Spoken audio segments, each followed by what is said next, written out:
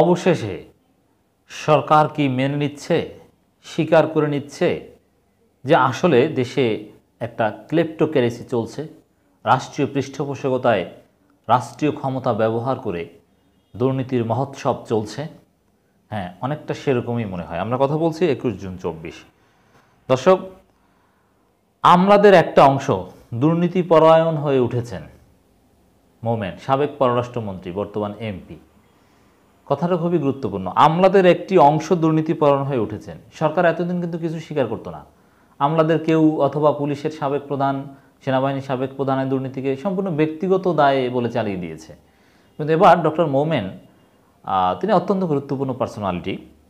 তিনি যেটা বলেছেন, আমলাদের একটি অংশ দুর্নীতিপরায়ণ হয়ে উঠেছেন, তার এই সেন্টেন্সটা বিশ্লেষণ করলে এটা স্পষ্টতই বোঝা যায় যে একটা অংশ দুর্নীতিপরায়ণ হয়ে উঠেছে। এর মানে তার আমলাতন্ত্রের যে ক্ষমতা ব্যবহার করে, রাষ্ট্রীয় ক্ষমতা ব্যবহার করে দুর্নীতি করছে, দুর্নীতি পরায়ণ হয়ে উঠছে, মানে এটা একটা স্ট্রাকচারাল প্রক্রিয়া, এটা বিচ্ছিন্ন কোনো ঘটনা নয়। মোমেনের বক্তব্য কিন্তু সেই প্রমাণ পায়। এর মানে বুঝে হোক না বুঝে হোক, সরকার এখানে মেনে নিল বা স্বীকার করে নিল যে আসলে বাংলাদেশে at least to some extent kleptocracy চলছে, রাষ্ট্র ক্ষমতা ব্যবহার করে দুর্নীতির মহোৎসব চলছে। আমাদের একটা অংশ, সেই একটা অংশ কিন্তু বড় অংশ। এর মানে এই যে চারদিকে যা ঘটছে, বেনজির, আজিজ কিংবা মিয়া সাহেব, প্রশান্ত কুমার হালদার, এরকম আরও অনেক ঘটনা আছে। আবার এই এক মতিউর ছাগলকাণ্ডের বের হয়েছে, এরকম আরও অনেক কিছু বের হবে। আরও হাজারো মতিউর আছে, হাজারো বেনজির, আসাদুজ্জামান মিয়া আছে।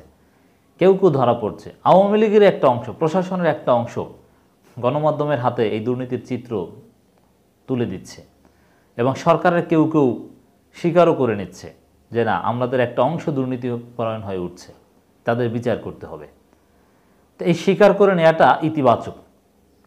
আমরা তো বলি যে রাজনীতি এখন, মাঠের রাজনীতি এখন আওয়ামী লীগ ভার্সাস আওয়ামী লীগ। আওয়ামী লীগকে পেটানোর কাজটা এটা বিএনপি জামাত করতে পারবে না। আওয়ামী লীগকে আওয়ামী লীগের মাধ্যমে মার খাওয়াতে হবে, পেটাতে হবে। এখন পেটানো এটা আমি অন্য অর্থে বলছি না। এই যে বেনজিরকে ধরিয়ে দিল, আসাদুজ্জামান মিয়াকে ধরিয়ে দিল, এগুলো এক ধরনের পেটানো, আমি এইগুলো বলছি। কিন্তু এমনিতে মারামারি আমরা সমর্থন করি না। এগুলো আওয়ামী লীগের একটা অংশ, সরকারের বা প্রশাসনের একটা অংশ করছে। তো এই প্রেক্ষিতে যেমন মিয়া সাহেবের সম্পদের যে হিসাব মানব জমিন দিয়েছে, ওরকম এক্স্যাক্টলি কোনো ইনভেস্টিগেটিভ জার্নালিজমের পক্ষে সম্ভব নয়। ওটা একেবারেই ভেতর থেকে কেউ সাংবাদিকদের হাতে তথ্য দিয়ে দিয়েছে, দাগ নম্বর সহ ইত্যাদি ইত্যাদি, দলিল কাগজপত্রও দিয়ে দিয়েছে। তো কাগজপত্র এত সহজ নয় যে মানব জমিনের মতো একটা সরকার বিরোধী পত্রিকা তারা চাইলেই কাগজপত্র কালেক্ট করতে পারবে। এগুলো ভেতর থেকে কেউ দিয়েছে। তো দর্শক, আমরা একটু ডক্টর মোমেনের বক্তব্যটা দেখি। তবে বক্তব্য বিশ্লেষণের আগে একটু বলে নেব যে আসলে বঞ্চিতদের বক্তব্য আর রানিং পোস্ট পজিশনে আছে তাদের বক্তব্য এক না। যেমন ওবায়দুল কাদের সাহেব যখন মন্ত্রী ছিলেন না আওয়ামী লীগের প্রথম মেয়াদে, এই যে ধারাবাহিকভাবে ক্ষমতায় আছে 2009 সালে যে সরকার গঠন করেছিল, তখনকার সময় যখন প্রথম দিকে ওবায়দুল কাদের এবং প্রায়ত সুরঞ্জিত সেনগুপ্ত অনেক ভালো ভালো কথা বলতেন, আওয়ামী লীগের নেতাদের দুর্নীতি, অব্যবস্থাপনা, অতি উৎসাহী আচরণের বিরোধিতা করতেন। ওবায়দুল কাদের কিন্তু তখন মিডিয়ার কাছে হিট ছিলেন যে না, তিনি সৎ কথা বলেন। সেই ওবায়দুল কাদের আস্তে আস্তে আস্তে আস্তে এখন আওয়ামী লীগের সাধারণ সম্পাদক। তার আগের চরিত্র, আগের নৈতিকতা কিছুই নেই, সব উল্টে গিয়েছে। এখন মোমেন সাহেব তিনি পররাষ্ট্রমন্ত্রী ছিলেন, তো মন্ত্রী থাকা অবস্থায় তো আর ভালো কথা বলা যায় না, তো মন্ত্রিত্ব চলে গিয়েছে, মানে তিনি বঞ্চিত। এখন দু একটা ভালো কথা হয়তো বলেন। তো এই জন্য তিনি ক্লেপ্টোক্রেসিকে এক ধরনের স্বীকার করেছেন। বুঝে হোক না বুঝে হোক স্বীকার করেছেন। আমরা এভাবেই ব্যাখ্যা করব যে না, আমলাদের একটা অংশ দুর্নীতিপরায়ণ হয়ে উঠছে। আমলা কি, আমাদের ব্যাখ্যা হচ্ছে টপ টু বটম পুরোটাই দুর্নীতি, সব দুর্নীতি। জাস্ট কেউ কেউ ধরা পড়ছে, একটা অংশরা পুরোটাই দুর্নীতি। এই সিস্টেমের মধ্যে ভালো থাকাটা প্রায় অসম্ভব। অনেক ভালো কর্মকর্তা আছে আমাদের পরিচিত, খুব ভালো লোক, কিন্তু তাদের খুব কষ্ট হয় ভালো থাকতে। তারপরও ভালো আছেন, আল্লাহ তাদের ভালো রাখুক, ভালো থাকার তৌফিক দান করুক। পুলিশের মধ্যে অনেক ভালো লোক আছে, কোনো সন্দেহ নেই। আমাদের পরিচিত অনেক ভালো লোক আছে যারা দায়িত্ব পালন করে যাচ্ছে, যাদের নতুন চাকরি হয়েছে, পুরনো সিনিয়র কর্মকর্তাদের মধ্যে একেবারেই সৎ, 1 টাকাও দুর্নীতি করবে না, এরকম হাজারো কর্মকর্তা আছে। কিন্তু সিস্টেমটা হচ্ছে দুর্নীতিগ্রস্ত। সেই সিস্টেমের মধ্যে তার টিকে থাকাটা একটা লড়াই। দুর্নীতিকে সরকারের প্রবৃদ্ধি ধরে রাখার প্রধান প্রতিবন্ধকতা বলে মনে করেন সংসদ সদস্য সাবেক পররাষ্ট্রমন্ত্রী একে আব্দুল মোমেন। তো বঞ্চিত মোমেনের বক্তব্য হচ্ছে দুর্নীতি সরকারের উন্নয়নের বাধায়, মানে ব্যাপক দুর্নীতি চলছে, যার কারণে উন্নয়নেই প্রশ্নবিদ্ধ হচ্ছে। আর মন্ত্রীদের কথা কি কোনো দুর্নীতি নেই? যখন টিআইবি রিপোর্ট করে যে না দুর্নীতিতে বাংলাদেশে এই অবস্থান, তখন টিআইবিকে বিএনপির দালাল বলে গালি দেয়, দুর্নীতি নাই। বুঝতে পারছেন? আর মোমেন বলে যে দুর্নীতি আছে। তো মোমেন মন্ত্রী থাকলে তো এ কথা বলতেন না, আমরা জানি। যাই হোক, যেভাবেই হোক না কেন সঠিক কথা বলেছেন। তিনি বলেন, প্রধানমন্ত্রী উন্নয়নের গতি প্রকৃতি গত 16 বছর ধরে যেভাবে ধরে রেখেছেন তা বিশ্বের বিস্ময়। এগুলো বলবেন। বর্তমানে তার এই প্রবৃদ্ধি ধরে রাখার প্রধান প্রতিবন্ধক হচ্ছে দুর্নীতি। এই দুর্নীতির কারণে সরকারের ভাবমূর্তি ক্ষুণ্ণ হচ্ছে।